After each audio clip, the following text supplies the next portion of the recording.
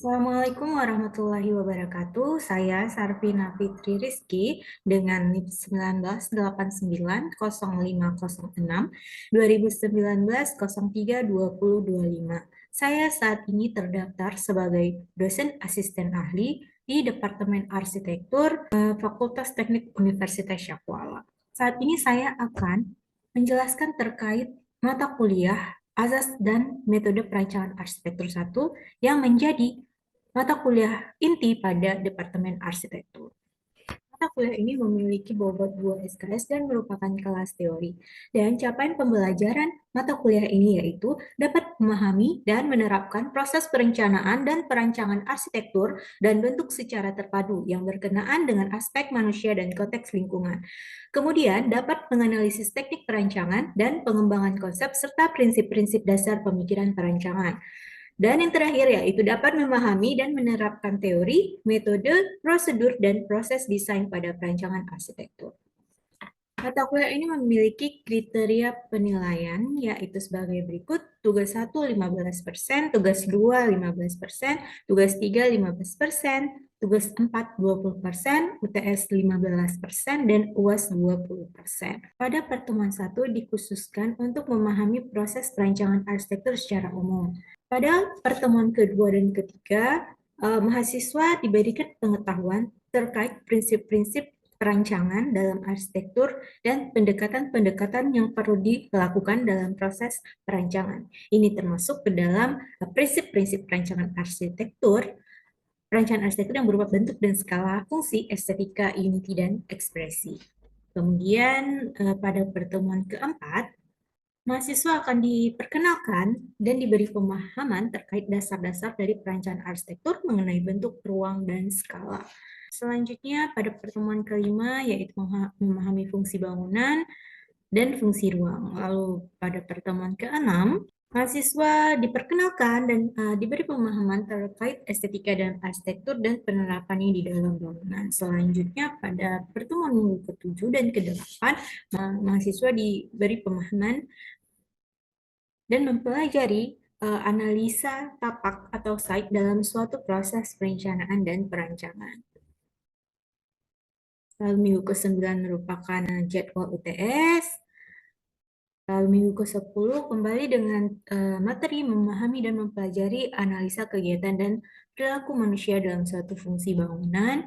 Kemudian pada minggu 11 dan minggu 12 yaitu memahami dan mempelajari hal-hal yang hakiki mengenai penyusunan program dalam arsitektur. Kemudian pada minggu ke-13 dan ke-14, mahasiswa diberi pemahaman dan mempelajari pemrograman arsitektur dan strateginya.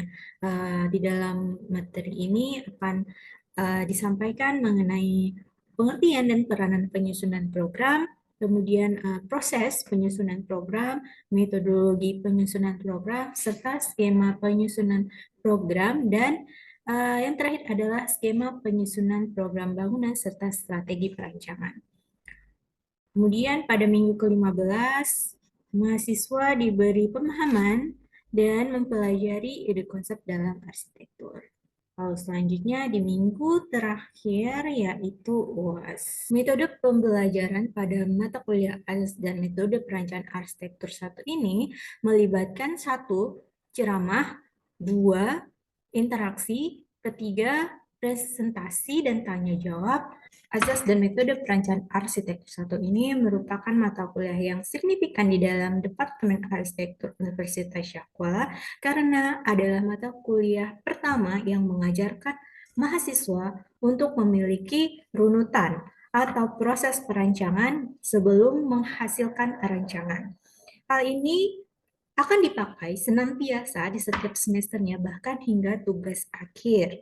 Sehingga ini adalah mata kuliah yang harus diambil sebelum semua mata kuliah lainnya yang terkait proses perancangan.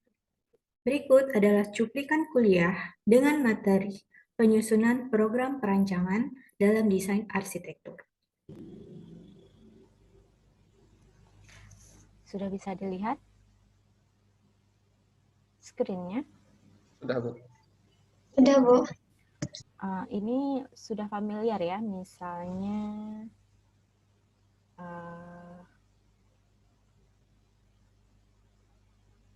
buku program desain. Ada gambaran ini tuh maksudnya apa, buku program desain? Jihan Ramadhani, ada gambaran ini tuh apa ya buku program desain?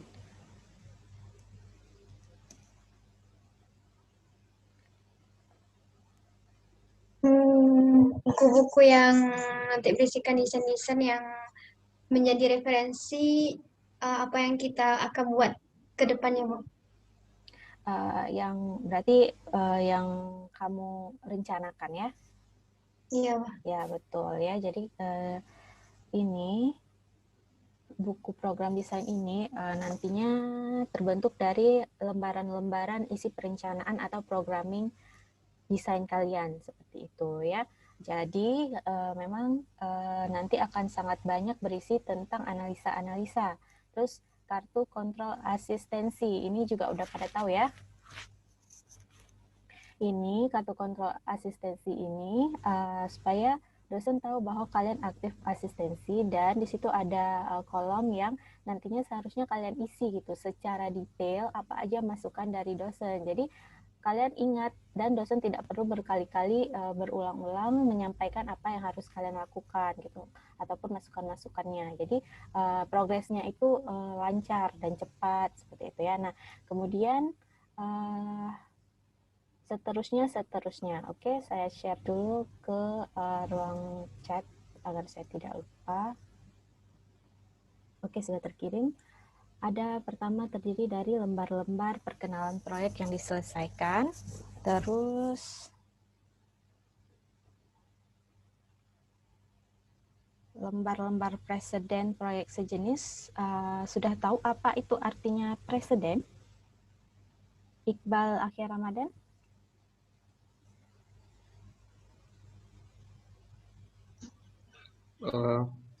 Menurut saya presiden itu seperti bagaimana penilaian kita terhadap suatu bangunan atau arsitektur yang sesuai dengan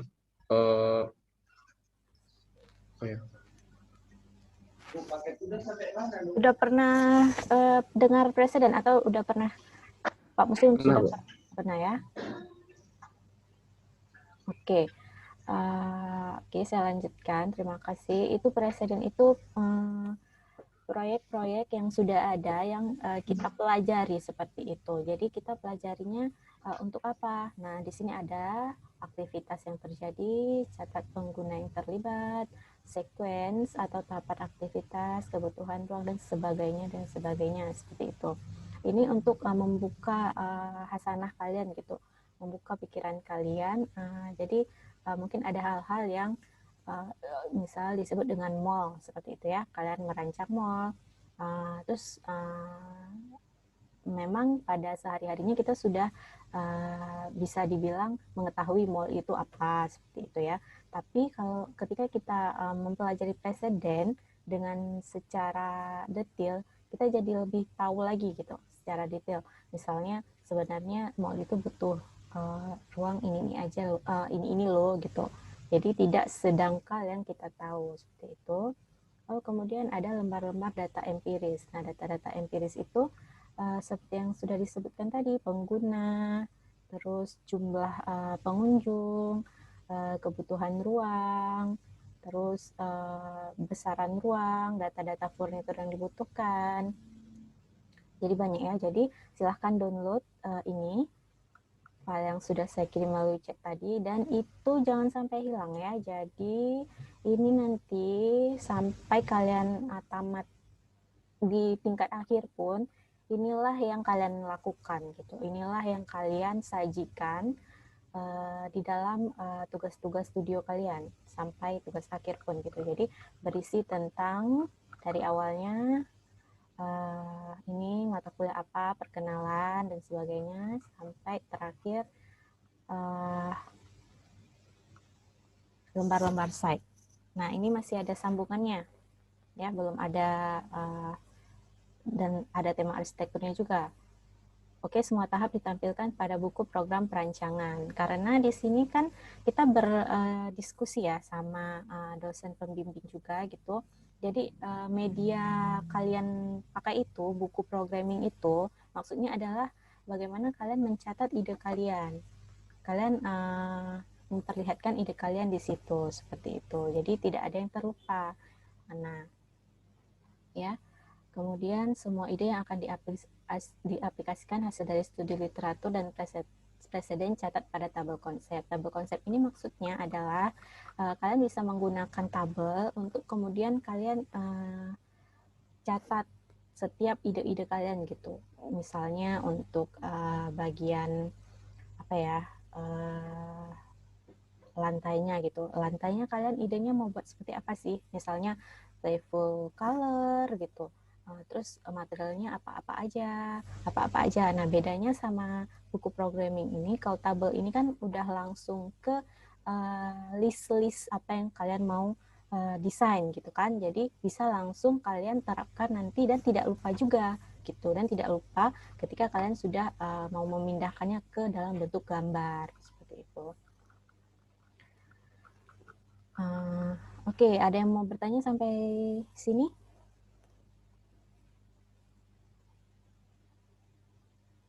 Ada yang belum pernah didiskusikan sejauh ini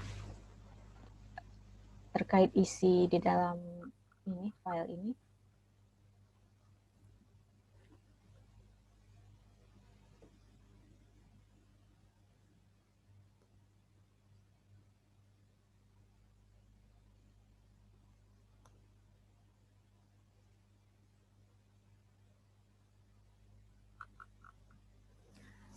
Oke, kalau tidak ada, saya mau bertanya lagi.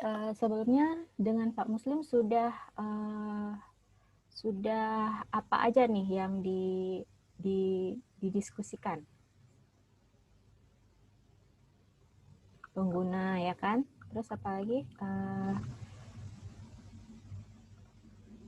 Akmal Mubarak, bisa disebutkan apa-apa saja sejauh ini sudah didiskusikan dengan Pak Muslim Syah?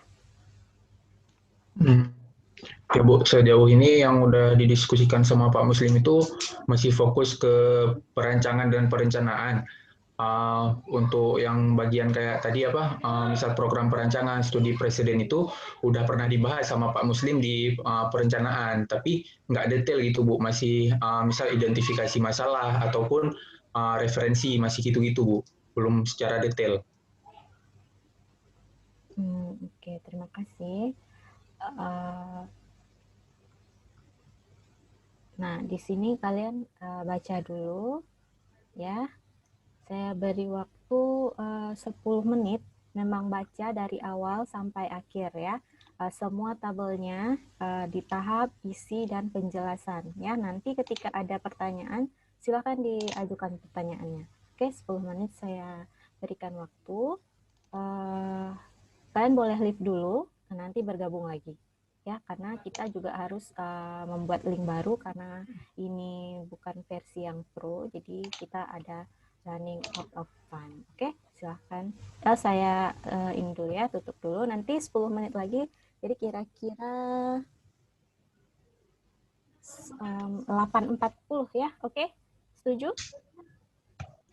Setuju ya? Oke, 8.40 kita bergabung lagi. Assalamualaikum warahmatullahi wabarakatuh. Waalaikumsalam. Dibaca ya.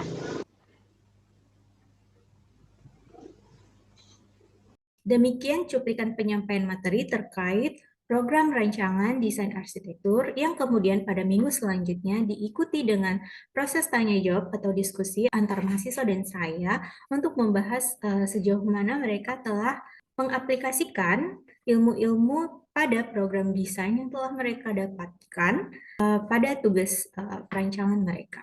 Selanjutnya saya akan memberikan komentar atau masukan kepada mahasiswa terkait kerjaan yang telah mereka lakukan di mata kuliah perancangan terkait hal-hal yang dapat mereka tingkatkan berkaitan dengan materi-materi yang sudah mereka dapatkan sebelumnya terkait program perancangan desain arsitektur.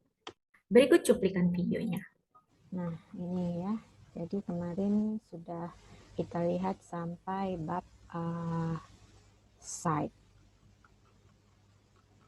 Nah, sesuai juga arahan minggu lalu untuk kalian menyiapkan apa yang sudah kalian kerjakan di PA1.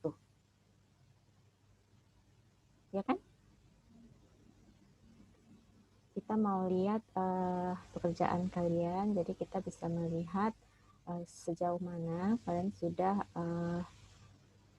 sudah menerapkan ini gitu. Apakah sudah diterapkan atau memang belum, jadi bisa kita bahas sama-sama. Ya kan? Ada saya arahkan seperti itu minggu lalu.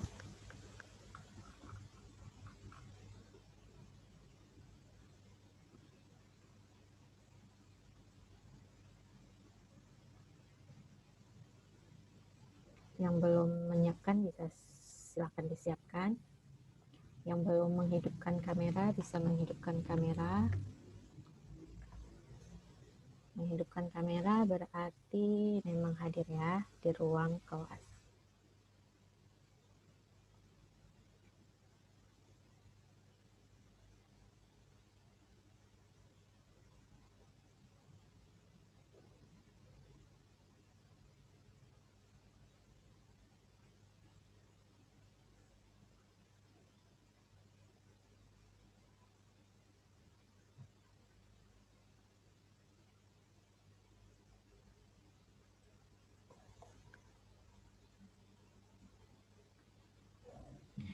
Oke, coba kita sama-sama lihat Muhammad Azam.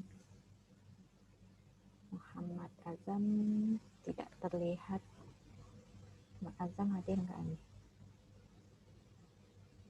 Sepertinya tidak hadir ya. Muhammad Azam nggak ada. Raudatul Munirah. Raudatul Munirah bisa diperlihatkan pekerjaannya di PA1. Baik, Bu.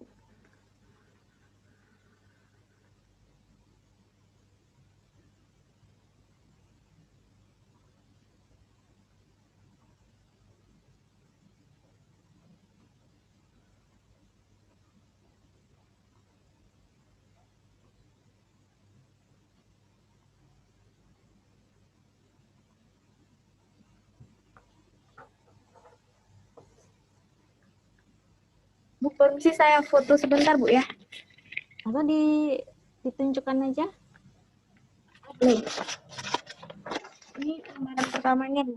Ya, itu yang apa nih? Bagian apa nih? Ini bagian lebih ke analisis objek yang mau dijual, Bu. Apa memangnya? Yang mau dijual tuh ini, Bu, Banoffee. Banana toffee. Oh, kayak kue ya? Ya, Bu. Dia sejenis dessert box gitu, Bu. Oke. Nah, ini yang pertamanya. Ya, ini yang pertamanya. Kami masih baru kasih konsep objek yang mau dijual sama bentuk dasarnya aja dulu, Bu. Oke. Banoffee. Bentuk desainnya ya? Iya. Oke. Selain itu? Selain itu baru itu, Bu, terus baru nanti masih mau buat denah sama tampaknya. Oke, nah Belum ada bagian analisis yang di mendalam. yang di lembar tadi itu apa aja yang kamu presentasikan? Kalau yang di halaman pertama nih, Bu, lebih ke ada penjelasan tentang potensi penjualan Banoffee gitu, Bu. Cuma belum ada bentuk presentase, cuma hanya penjelasannya aja, Bu. Oke. Kalau yang lembar kedua?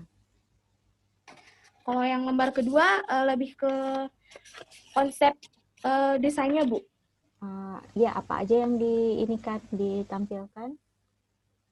Yang ditampilkan yang pertama sesuai dari bentuknya. Ini nama, kalau saya ambil konsepnya namanya tuh center pov atau point view. Jadi bentuk desainnya dibuat center atau di tengah agar produk bisa terlihat kepada konsumen dari segala arah. Terus bukaannya juga diberikan selling atau diberi penutup yang sifatnya transparansi dalam upaya pencegahan COVID-19. Jadi Bu, di sini nanti dia cuma kayak bisa dibuka gitu, kayak cuma kertas gitu Bu. Jadi di situ bagian kegiatan untuk sellingnya, untuk kegiatan interaksi antara si penjual dengan si pembeli. Kemudian dindingnya juga dibuat transparan dari kaca. Tujuannya tadi untuk agar produk bisa terlihat di segala arah. Terus yang terakhir desainnya Bu itu menggunakan 3 warna, yaitu warna krim dari biskuit, kuning dari pisang dan mentega, terus putih dari whipping cream. Karena saya ambil warna ini dari konsep produk yang saya jual Bu. Kayak gini. Oke. Itu tadi atapnya ada filosofinya? Atapnya Bu. Iya. Kalau kemarin udah asih sama dosen Pak Mulyadi. Kata Pak Mulyadi untuk bagian atapnya boleh ikut dari sini Bu. Kalau ini kan ini tuh kayak biskuitnya Bu di atasnya sebagai topping. Jadi kata Bapak pakai itu aja di atasnya sebagai detail arsitekturnya Bu. Oke. Terima kasih. Dari siapa ini namanya? Sama Bu. Oh, Raudatul Mudira. Informasinya sudah cukup baik ya. Jadi memang desainnya sudah ada penjelasannya, sudah ada konsepnya. Kenapa seperti itu? Kenapa demikian atapnya? Ada filosofinya. Terus dindingnya juga tadi udah tersebutkan kaca. Kenapa kaca? Ada alasannya. Bagus sekali. Terus juga konsep COVID-nya juga sudah ada. Ya, jadi cukup bagus. Hanya saja berarti dilengkapi dengan analisa-analisa yang sebelum itu, ya. Walaupun ya ini karena kita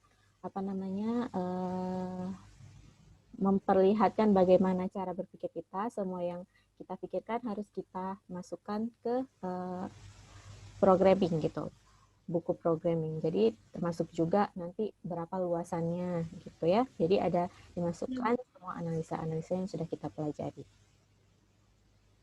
Baik Bu, terima kasih Bu. Ya, oke. Apakah itu pengguna, nanti bagaimana cara ngantrinya, karena ini kan COVID kan. Terus bagaimana di mana penjual, di mana alat masaknya, di mana nyimpannya, gimana buang sampahnya, pokoknya aliran kegiatannya itu masih harus dilengkapi juga, oke? Oke, terima kasih Raudatul Munira. Selanjutnya Safiratu Najla Mirza. Selain interaksi langsung antara saya dan mahasiswa, mereka juga saya arahkan untuk melakukan presentasi, di mana ini juga merupakan bagian dari metode pembelajaran pada MK Azas dan metode perancangan arsitektur 1 ini, yang kemudian mereka juga harus mengerjakan kuis post-test, sehingga di sini diharapkan mahasiswa benar-benar terpacu untuk benar-benar memperhatikan presentasi materi dari teman-teman mereka, sehingga mereka dapat mengukur sendiri kemampuan mereka pada post-test yang diselenggarakan setelah presentasi. Assalamualaikum warahmatullahi wabarakatuh. Kami dari kelompok 4 ingin mempresentasikan materi tentang dasar-dasar dari perancangan arsitektur. Saya Nurbaina Fatin dan beserta 2 teman saya, Zawir dan juga Ziyad, akan memulai presentasi dimulai dari Zawir. Silakan Zawir.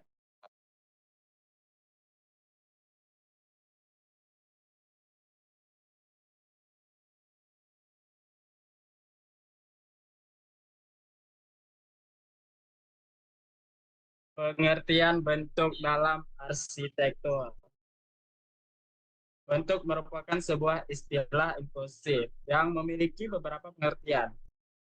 Dalam seni dan perancangan, istilah bentuk seringkali dipergunakan untuk menggambarkan struktur, forma sebuah pekerjaan, yaitu cara dalam menyusun dan mengkoordinasi unsur-unsur dan bagian-bagian dari suatu komposisi untuk menghasilkan suatu gambaran nyata. Umumnya bentuk dapat dibedakan jadi dua, yaitu bentuk beraturan dan bentuk tak beraturan. Perbedaan form and shape. Form mengacu pada dimensi ruang 3 dari sebuah bangunan atau struktur. Ini mencakup volume, struktur, dan bentuk keseluruhan bangunan, termasuk dimensi seperti panjang, lebar, dan tinggi. Sedangkan shape mengacu pada penampilan dua dimensi dari suatu bangunan atau sudut pandang tertentu. Ini mencakup kontur atau garis tepi bangunan tanpa memperhitungkan dimensi ruang ketiga seperti kedalaman atau volume. Selanjutnya akan